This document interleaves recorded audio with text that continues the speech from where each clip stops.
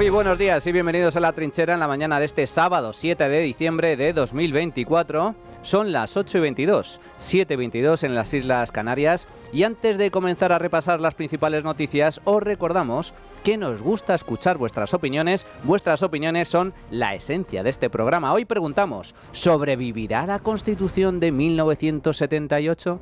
Podéis participar a través del número de WhatsApp al que nos podéis enviar vuestras notas de audio. En nuestro espacio de tertulia iremos escuchando vuestras opiniones. El teléfono es el 689 33 74 44. Repito, 689 33 74 44. También podéis opinar y contactar con nosotros a través de nuestra cuenta de Twitter, @trincherallamas. Además, os recordamos que tenéis disponible la playlist de La Trinchera con todas las canciones que suenan en el programa. La podéis encontrar en Spotify, en la web de radio y en redes sociales. Ahora sí, vamos a repasar la actualidad esta semana con Javier García. ¿Qué tal, Javier? Buenos días, ¿cómo estás? ¿Qué tal, Manuel? Buenos días. El Congreso de los Diputados acogió ayer el acto institucional de conmemoración del 46 aniversario de la Constitución española, con un acto en homenaje a las personas con discapacidad y centrado en el nuevo texto del artículo 49 que se aprobó en la reforma del pasado mes de enero para eliminar el término disminuido. La jornada ha estado marcada por las tensiones políticas que afectan al gobierno y también por la ausencia de los socios parlamentarios de Pedro Sánchez. No estuvo Esquerra, no estuvo Junts, los proetarras de Bildu, el PNV, el BNG y Vox, que estuvo solamente en el izado de la bandera. Pedro Sánchez y el líder de los populares, Alberto Núñez Feijóo, no se saludaron y tampoco lo hizo porque también coincidieron el fiscal general del Estado, Álvaro García Ortiz, con la presidenta madrileña Isabel Díaz Ayuso. Tampoco hubo saludo aquí. Sí que saludó Álvaro García Ortiz a Alberto Núñez Feijóo. Sánchez ha sido recibido entre pitos y abucheos nada más llegar al Congreso.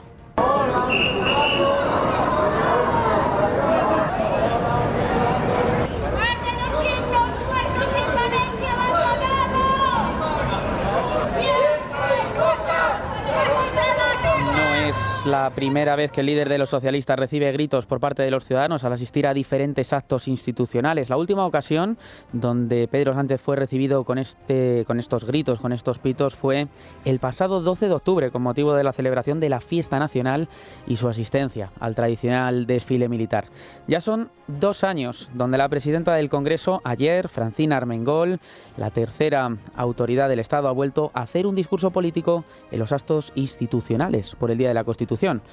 La tercera autoridad del Estado, como decimos, ha asumido todo el programa de Moncloa, como por ejemplo apartar los discursos negacionistas y combatir la desinformación. Todo esto es lo que dijo ayer Armengol, unido también al discurso de Pedro Sánchez. Estuvo allí en el Congreso de los Diputados siguiendo este acto nuestro compañero Rubén Fernández. Rubén, ¿qué tal? Buenos días. Buenos días. Por segundo año consecutivo, la presidenta del Congreso, Francina Armengol, ha vuelto a hacer un discurso político en el acto institucional por el Día de la Constitución y lo ha hecho para asumir sin ambajes todo el programa de Pedro Sánchez, incluso aquellos puntos que exhiben ahora que están acorralados por la catarata de informaciones sobre la posible corrupción.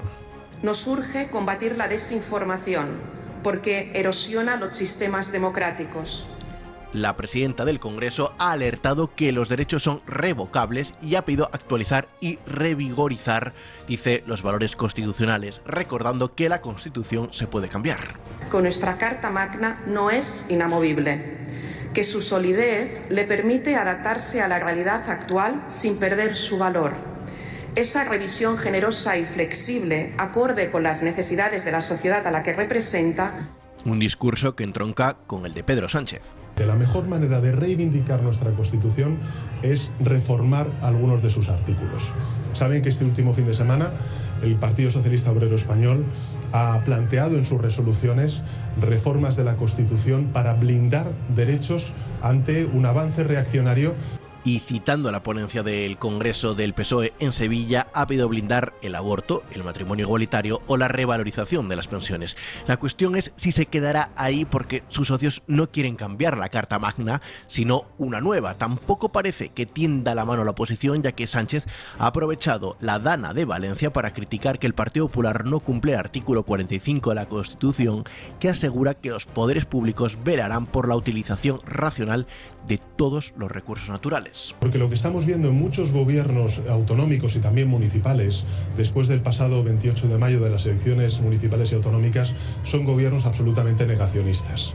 Y esos gobiernos negacionistas son incluso más peligrosos que la emergencia climática.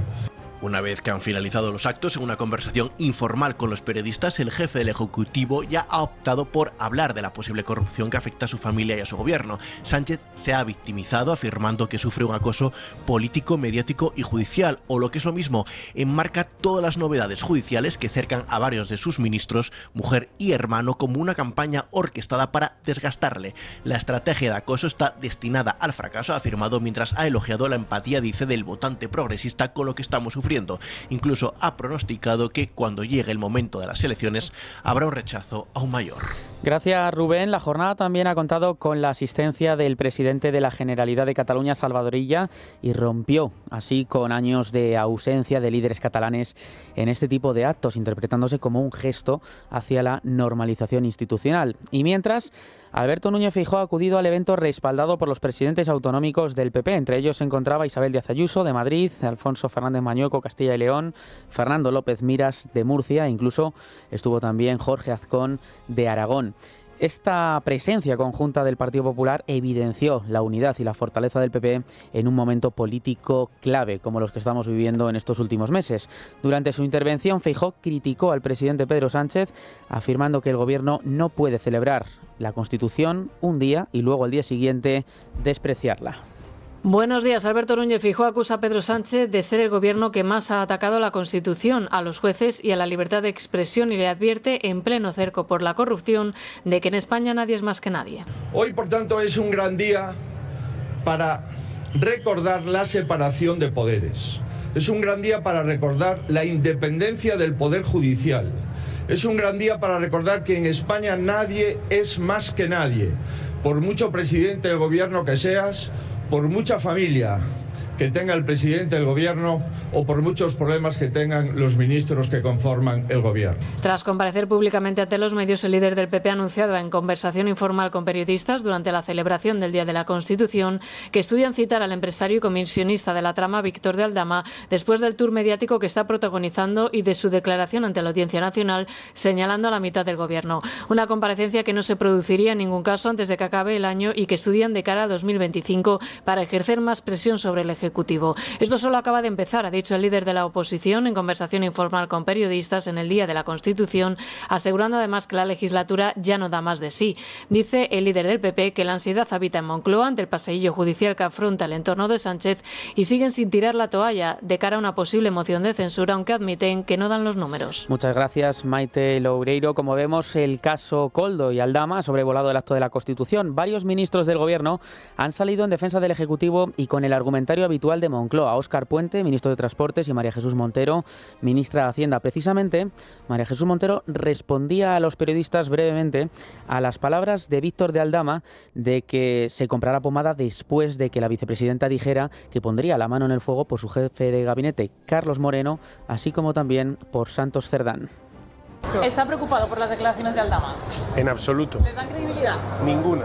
Es una pomada contra las quemaduras por meter las manos en el fuego. Me reitero, ¿qué le responde? Reitero lo que dije, gracias. También se pronunciaron ayer en Podemos. Demandan una nueva constitución que ponga fin al régimen del 78 y la monarquía por una república, dicen, plurinacional. Así se pronunció Ione Belarra, la secretaria general. Queremos recordar que esta Constitución del año 78 sirve para inaugurar un régimen político, el del régimen del 78, que ya no existe. Ese régimen del 78 en el que el bipartidismo, el Partido Socialista y el Partido Popular, se alternaban en el gobierno respaldados por la derecha vasca y la derecha catalana, ya no existe, al menos desde el año 2015. Existe un porcentaje recalcitrante de la ciudadanía de nuestro país que insiste en votar opciones transformadoras que quieren dejar atrás ese régimen del 78. Por eso, en un día como hoy, nos parece fundamental decirle a la gente que España necesita una nueva Constitución.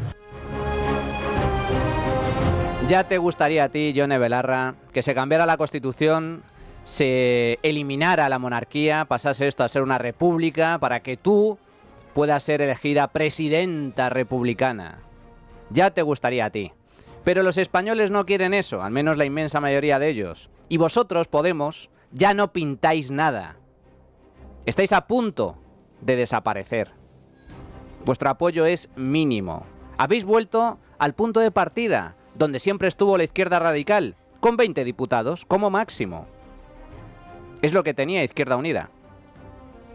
El problema no es ese, el problema es que el que se ha radicalizado es el Partido Socialista. Una vez más, no es la primera vez en la historia que el Partido Socialista toma la deriva comunistoide y la monta parda, que es lo que está haciendo ahora mismo Pedro Sánchez al frente de este partido.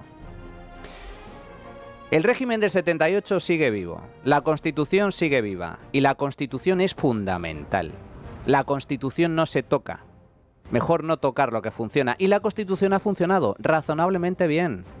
46 años de vigencia. Ha traído la democracia, ha traído la reconciliación, ha traído la estabilidad política, la estabilidad social. La Constitución funciona. Lo que no funcionan son los gobiernos, lo que no funcionan son los políticos, lo que no funciona es la izquierda de este país. La izquierda enferma de este país. Enferma, sectaria, reaccionaria. Ese es el problema. Y el problema es que la Constitución está herida, gravemente herida, por culpa de este gobierno, que ha intentado pisotear el Estado de Derecho y la igualdad ante la ley con su abyecta ley de amnistía, que está intentando reformar la Constitución por la puerta de atrás a través de la politización, colonización y control del Tribunal Constitucional. Y además está atacando la democracia con sus amenazas directas a la prensa libre y la justicia independiente. El único que está poniendo en riesgo la Constitución es el Partido Socialista, es Pedro Sánchez. Y lo grave, lo trágico, lo que supone una amenaza en sí, es que ya desde el Partido Socialista y sus socios de gobierno se empieza a barajar la posibilidad de reformar la Constitución. Lo han dicho ayer, en varias ocasiones. Hablan de reformar la Constitución. Mucho cuidado con abrir ese melón, porque una vez abierto el melón de la reforma constitucional, ¡ay amigos! Esto se sabe cómo empieza, pero nunca cómo acaba. Y el entorno del presidente del gobierno se enfrenta a un calendario judicial complicado y abultado durante los próximos al menos 2 meses en los 3 frentes que mantienen abiertos. Uno, que toca a su exministro José Luis Ábalos, imputado en el caso Koldo, y que en principio declarará el 12 de diciembre, aunque ayer conocimos que ha pedido retrasar esa comparecencia después de que hablara Víctor de Aldama, después de esas nuevas acusaciones del comisionista. Y luego los otros 2 frentes entran de lleno en el corazón de su vida personal, su familia, con Begoña Gómez, su mujer, imputada por delitos de tráfico de influencias, corrupción en los negocios, apropiación indebida e intrusismo profesional, que va a declarar el 18 de diciembre, así como también la imputación de su hermano, David Sánchez, que tendrá también que acudir a los juzgados. Este lo hará el 9 de enero. Y por otro lado está todo el ámbito de la filtración de datos privados del novio de la presidenta de la Comunidad de Madrid, Isabel Díaz Ayuso, donde el Supremo mantiene imputado al fiscal general, a Álvaro García Ortiz, que es, recordamos, algo inédito en nuestra democracia. Aquí tendrá que declarar el jefe de gabinete de la presidenta, el jefe de gabinete de Isabel Díaz Ayuso, Miguel Ángel Rodríguez. El portavoz del PP en el Congreso, Miguel Tellado, ha insistido este martes al presidente del gobierno, Pedro Sánchez, después de este calendario que estamos comentando judicial, que tendrán que acudir a sede judicial en los próximos meses. Ha dicho Tellado mandar una nueva carta, Pedro Sánchez, a la ciudadanía, en esta ocasión que sea la que pide su dimisión. Que Pedro Sánchez debería pararse y reflexionar. No sé si es el momento de que nos mande otra carta a los ciudadanos, como ya hizo meses atrás en una performance francamente lamentable. Si ese fuese el camino, que la carta sea la dimisión, que nos ahorre a España 3 años de deriva, 3 años de deterioro institucional permanente, que es lo que llevamos vivido en este primer año de legislatura, que ha sido, desde el punto de vista político para nuestro país, completamente improductivo. Pero como decimos, en el caso de la filtración de datos del novio de Ayuso, el magistrado del Tribunal Supremo Ángel Hurtado, que instruye la causa contra Álvaro García Ortiz por un presunto delito de revelación de secretos, ha citado como testigo a Miguel Ángel Rodríguez, director de gabinete de Ayuso, el 8 de enero. Hurtado ha citado un auto en el que acuerda también que comparezcan en calidad de testigos 8 periodistas de distintos medios de comunicación. Estos lo harán entre ese mismo día, el día 8, y también al día siguiente, el 9 de enero. La abogacía del Estado, que ejerce la defensa de García Ortiz, solicitó que declarase el jefe de gabinete de Ayuso al existir indicios, dice, de que accedió a una parte del contenido de los correos que el letrado de Alberto González Amador cruzó con la Fiscalía. Todo esto ha servido al Gobierno, esta nueva declaración ante los juzgados que tendrá que hacer el jefe de gabinete de Ayuso, para cambiar el foco y atacar así al Partido Popular. Félix Bolaños, ministro de Presidencia, Justicia y Relaciones con las Cortes. Este señor es un testigo fundamental en la causa porque fue el primero que filtró el correo electrónico del abogado de la pareja de la señora Ayuso reconociendo que había cometido 2 delitos. Es verdad que omitió otros correos electrónicos para dar lugar a confusión y por tanto contar algo que no era verdad. Y por eso pues hubo que contar la verdad, que era este señor quien estaba intentando conseguir un acuerdo con la Fiscalía para evitar su ingreso en prisión. Y también le digo que será muy interesante escuchar la declaración del señor Miguel Ángel Rodríguez, porque se va a adentrar en un terreno desconocido para él. En primer lugar, estará obligado a decir la verdad. Y en segundo lugar, ni podrá insultar ni podrá amenazar a sus interlocutores. Precisamente sobre la declaración de Miguel Ángel Rodríguez le han preguntado esta semana al fiscal general del Estado, pero se negó a dar ningún tipo de explicación. García Ortiz tenía que acudir a comparecer el miércoles de esta semana en la Comisión de Investigación del Senado, pero pese a que él mismo fue quien propuso la fecha, no estuvo en un homenaje a la Constitución junto a la presidenta del Consejo de Estado, Carmen Calvo, en Toledo. Allí, en Toledo, defendió García Ortiz la importancia de las instituciones y su puesta en valor. Por eso a veces cuando minimizamos, cuando hacemos de menos las figuras, los órganos constitucionales, en realidad nos estamos pegando un tiro en el pie porque estamos diciendo que no es importante o que esas instituciones no son importantes. Lo son y mucho. Independientemente, seguramente de quien sea fiscal general en cada momento, porque la institución, la Fiscalía, sobrevive a los fiscales generales, a muchos, a todos los que ha habido hasta ahora, y seguirá porque es una institución potente, potentísima. Lo que es una absoluta vergüenza, un despropósito, es que Álvaro García Ortiz se mantenga al frente de la Fiscalía General del Estado, siendo investigado por la justicia por un delito muy grave, como es la revelación de secretos. La Fiscalía tiene una función esencial, que es garantizar el cumplimiento de las leyes. Pues aquí hay dudas más que razonables de que Álvaro García Ortiz no ha cumplido la legalidad. Está siendo investigado por ello. Y por ello mismo debería dimitir de inmediato. Es una vergüenza, es intolerable, es un insulto que el fiscal general del Estado se mantenga en su cargo habiendo sido imputado, estando investigado. Y en cuanto al tema de la filtración, la primera filtración surge del propio gobierno, surge del propio Estado. Y por lo tanto, ¿quién tenía ese dato? Es la propia Fiscalía. Aquí lo que se niega, lo que se oculta, es que coincidiendo con toda la escandalera de Begoña Gómez en los medios de comunicación, de repente surge la cortina de humo, el desvío de atención, filtrando que la pareja de la presidenta de la Comunidad de Madrid, Isabel Díaz Ayuso, está siendo investigado por fraude fiscal. Como, por cierto, millones de españoles. Una investigación que no tiene nada que ver con la presidenta madrileña, cuya actividad, en este caso, deriva de un trabajo profesional que se produce antes incluso de ser pareja de Isabel Díaz Ayuso. Y eso se filtra en los medios de comunicación. ¿Y quién lo filtra? Esa filtración sale del Estado.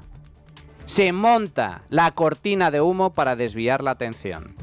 Y luego, desde la propia Fiscalía, presuntamente, se filtran esos correos electrónicos privados y confidenciales, incluso con la participación de Moncloa, a través de la directora de gabinete, del jefe de gabinete del presidente del gobierno. Fiscalía y Moncloa filtrando datos personales de un particular.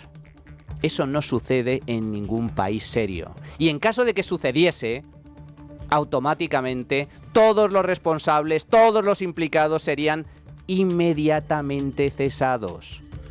Dimitirían, pero aquí no.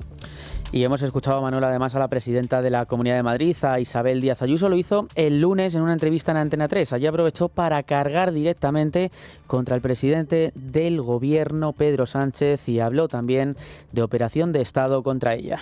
Se está troceando y se está prodigando la vida de un particular con tal de hacerme mi daño, pero sobre todo se está viendo que aquí lo que se ha orquestado es una operación de Estado que empieza desde el propio presidente del gobierno, que es un cobarde. Sí, llamo cobarde al presidente del gobierno, que ha decidido intentar destruirme y para eso ha puesto en funcionamiento a todos los poderes del Estado, a la Fiscalía General del Estado, cuyo fiscal está imputado, a la abogada del Estado y luego el gabinete del presidente del gobierno con Óscar López al frente, Sánchez Acera de directora general, todos troceando una inspección fiscal de manera fraudulenta. Ha mencionado la presidenta a la alto cargo de Moncloa, Pilar Sánchez Acera, como la responsable de haber filtrado al ex líder del Partido Socialista en Madrid, Juan Lobato, la información privada de su pareja, que Lobato luego utilizó en la Asamblea de Madrid contra ella el pasado mes de marzo. Sin embargo, el Tribunal Supremo ha decidido de momento no imputar a Sánchez Acera, al menos por ahora. Según el magistrado instructor Ángel Hurtado, es necesario esperar al informe pericial sobre el dispositivo móvil de Juan Lobato antes de tomar una decisión definitiva. El ministro de Política Territorial y Memoria Democrática, Ángel Víctor Torres, afirmó este miércoles que el gobierno no tiene ningún temor a que Sánchez Acera fuera imputada. Se basan fundamentalmente en hablar de cuestiones que están judicializadas y que están en manos de la investigación. Por tanto, temor a la justicia, ninguno. Respeto a la separación de poderes y un llamamiento a la oposición. Porque yo creo que la gente está cansada, sinceramente está cansada de ese tono bronco permanente. Y mientras tanto, el ministro de Transformación Digital y Función Pública, Óscar López, anunció este jueves que presenta su candidatura para liderar el Partido Socialista de Madrid. Óscar López, quien cuenta con el aval de Ferraz, ha recibido en los últimos días el respaldo público de varias figuras relevantes del Partido Socialista de Madrid, del Partido Socialista madrileño, y en su rueda de prensa de este jueves aseguró que van a ganar Madrid en el año 2027, en las próximas elecciones. López no ha detallado su programa, solo que va a acabar con la financiación, dice, de la fachosfera, pese a que ha citado la vivienda y la sanidad como los problemas de los ciudadanos, y también que el PP, dice, quiere convertir Madrid en un club privado. Y vamos a ganar por una razón. Vamos a ganar sencillamente con una palabra que es la más maravillosa y la que le haga frente a esa derecha. Y vamos a ganar por una razón. Vamos a ganar sencillamente con una palabra que es la más maravillosa y la que algunos llevan mucho tiempo destrozando en política, que es la verdad. Porque todo Madrid sabe la verdad. Y la verdad es que el PP quiere convertir Madrid en un club privado. Nuestro compañero Rubén Fernández le preguntó al ministro por qué cree que va a arrebatarle el poder a la presidenta Isabel Díaz Ayuso, y esto es lo que pasó. Usted ha dicho que vamos a ganar, pero su único antecedente fue en 2011, se presentó en unas elecciones autonómicas en Castilla y León, perdió por casi 20 puntos. A mí me gustaría saber qué es lo que le diferencia el Óscar López de 2024 del Óscar López de 2011, y si no pudo ganar a Juan Vicente Herrera, ¿cómo es posible que se vea capaz de ganar a Isabel Díaz Ayuso, ahora que se ha convertido prácticamente, por así decirlo, en la lideresa referente del Partido Popular, de la derecha y la gran baronesa? Gracias. Lo he dicho en más de una ocasión. Fue un orgullo de 2011, recuerde bien el contexto, estábamos hablando de la España en aquel momento ya de la crisis económica, lo recordará usted, y saqué un 30% de voto en Castilla y León. Muchísimas gracias a los ciudadanos que me dieron su apoyo, 30%. 8 puntos más que la señora Ayuso la primera vez que fue candidata. 8 puntos más que la señora Ayuso cuando se presentó en Madrid.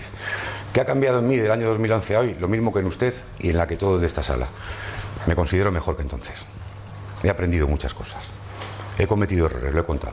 Yo en mi vida he cometido errores, seguramente como todos, pero he aprendido mucho.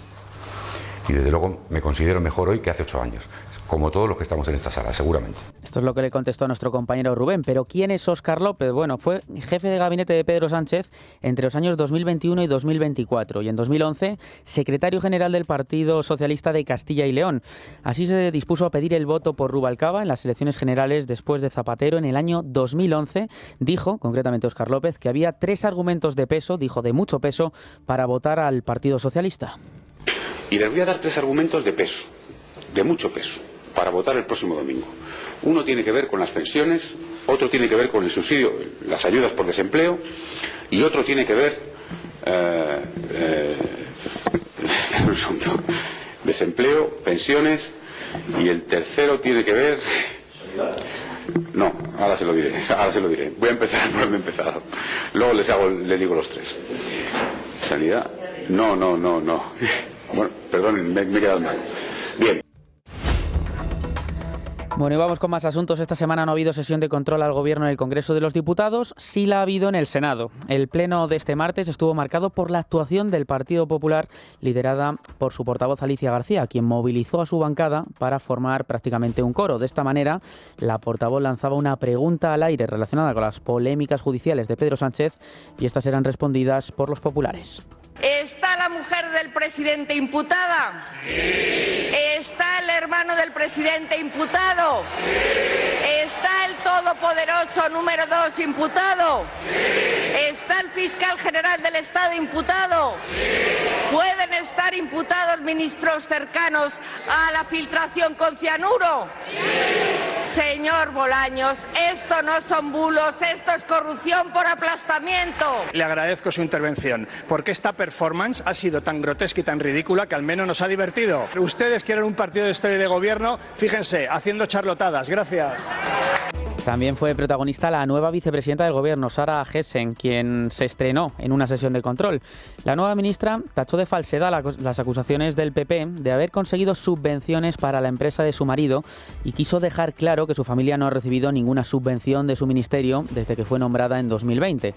Según ha adelantado esta semana OK Diario, la empresa del hermano mayor de la nueva vicepresidenta tercera del Gobierno recibió 2,6 millones de euros en contratos desde que gobierna Pedro Sánchez. Así respondía cuando le hacía la pregunta la diputada del Partido Popular, Paloma Martín. Ahora hemos sabido que su marido, señora ministra, también obtuvo subvenciones de distintos ministerios. Sí, señorías. Ruego silencio, señorías. Siendo usted del gabinete de la señora Teresa Rivera, su marido obtuvo una subvención de 200.000 euros para desarrollar un proyecto de biogás. Cuando usted ya era secretaria de Estado, su marido recibió una ayuda de Red.es y un préstamo superior a los 125.000 euros. Y en 2023, una subvención de 40.000 euros. Usted emite falsedad respecto a mi familia y a mi persona. Mi familia tenía un trabajo y seguirá ejerciendo su trabajo. No ha recibido ninguna ayuda del Ministerio para la Transición Ecológica y el Reto Demográfico. El Gobierno, Partido Popular, Canarias y Ceuta no han llegado finalmente a ningún acuerdo en la reunión que mantuvieron este jueves para reformar la ley de extranjería y se han remitido a la Conferencia Sectorial de Infancia y Adolescencia para abordar el reparto de menores inmigrantes no acompañados que se va a convocar próximamente. Tras el encuentro comenzaron las acusaciones por el fiasco. El dirigente del PP acusó al Gobierno de Pedro Sánchez de llegar con las manos vacías a esta nueva reunión. Bueno, lamentablemente el Gobierno de España no ha traído ninguna propuesta a esta reunión. Les hemos recordado el acuerdo que hace ya algunos meses suscribió el presidente Feijóo con el presidente Clavijo. Es un documento donde le exigimos al Gobierno un cambio en su política migratoria, porque lamentablemente la política migratoria del Gobierno de Pedro Sánchez es la que ha provocado esta situación. Así se pronunció el encargado de acudir a esa reunión por parte del Partido Popular, Miguel Tellado. El Gobierno quiere empezar por la reforma del artículo 35 de la Ley de Extranjería, algo que para el PP es justo el problema, ya que creen que Moncloa quiere imponer el reparto de menores a las comunidades y no financiarlas para ello. Sin embargo, desde el Ejecutivo aseguran que sí está prevista esa financiación y que lo que condiciona la posición de los populares son las amenazas de Vox. Sira Rego, ministra de Juventud e Infancia. Está claro que la agenda del Partido Popular está condicionadísima por las políticas ultras de Vox.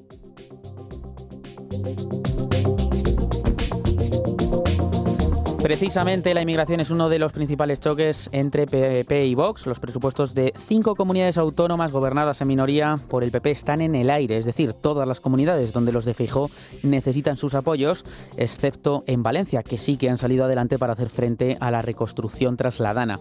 Los de Abascal han roto las negociaciones de momento con los populares en 5 regiones bajo el argumento de que hay un acercamiento con el Partido Socialista en materia migratoria. El líder popular, Alberto Núñez Feijóo, califica de chantaje ese no de Vox a las cuentas en sus comunidades autónomas. El Partido Popular seguirá siendo el primer garante de las instituciones de la España constitucional y del Pacto del 78. No nos importa hacerlo solos en las instituciones, porque hay millones de españoles que comparten con nosotros los valores de igualdad, de libertad y de unión. Y nosotros somos más. El PP va a seguir defendiendo sus principios y sus convicciones, sin someterse a chantajes de ningún tipo, ni de un lado ni del otro. ¿Qué dicen en Vox? Bueno, pues ha hablado su secretario general, Ignacio Garriga, y ha negado en Radio Nacional que haya ningún chantaje. Bueno, nosotros en ningún caso estamos haciendo ningún chantaje. Lo que estamos haciendo es un ejercicio de coherencia, defendiendo las mismas posturas y exigencias que nos llevaron a firmar un acuerdo de gobierno con el Partido Popular y que provocó meses después que el Partido Popular nos expulsara de los gobiernos porque dijimos que nosotros manteníamos nuestros principios y nuestros valores y que no íbamos a contribuir al reparto de la inmigración ilegal por España, que nosotros, en lugar de estar en las políticas que comparte Sánchez y Feijóo de gestionar la inmigración ilegal, nosotros lo que queremos es combatir la inmigración ilegal.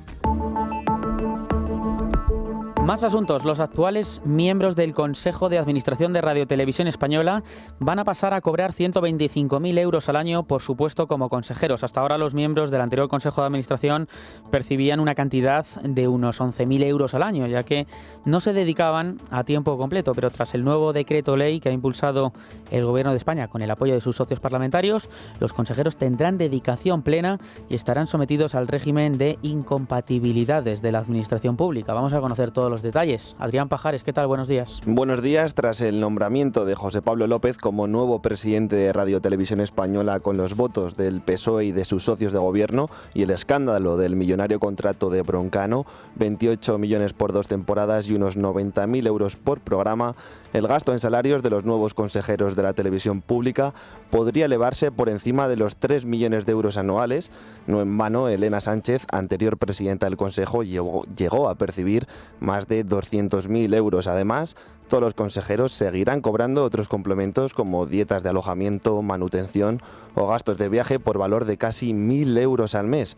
Y el reparto de sillas entre unos y otros queda patente con un simple vistazo al currículum de los candidatos. Mientras tanto, Óscar López, ministro de Transformación Digital y ahora candidato a dirigir el PSOE de Madrid, asegura que es el consejo más plural de la historia. Escuchen.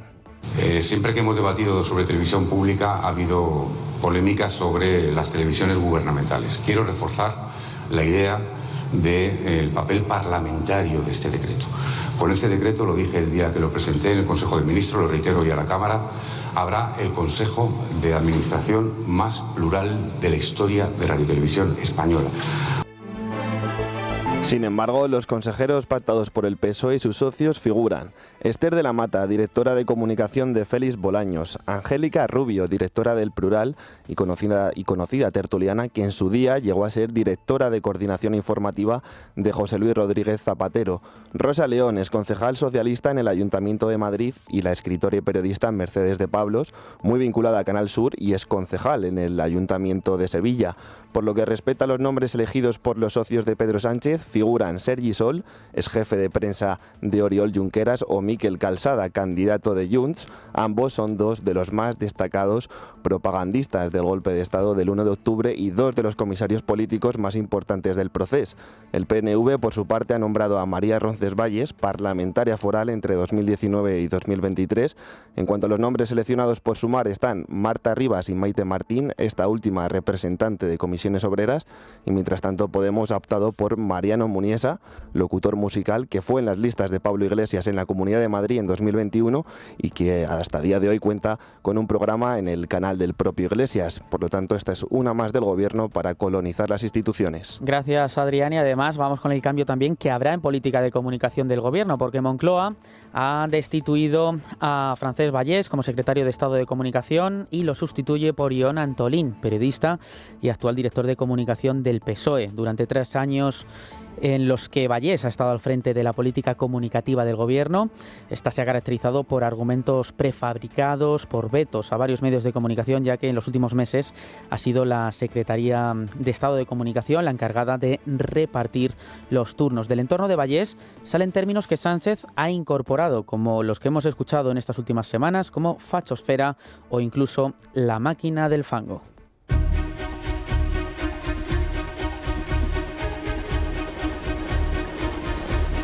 Y fuera de nuestras fronteras, en clave internacional, la Cámara Baja ha forzado la dimisión del Ejecutivo francés por primera vez desde 1962, apenas 3 meses después de que Emmanuel Macron lograra constituirlo tras las elecciones del pasado 7 de julio.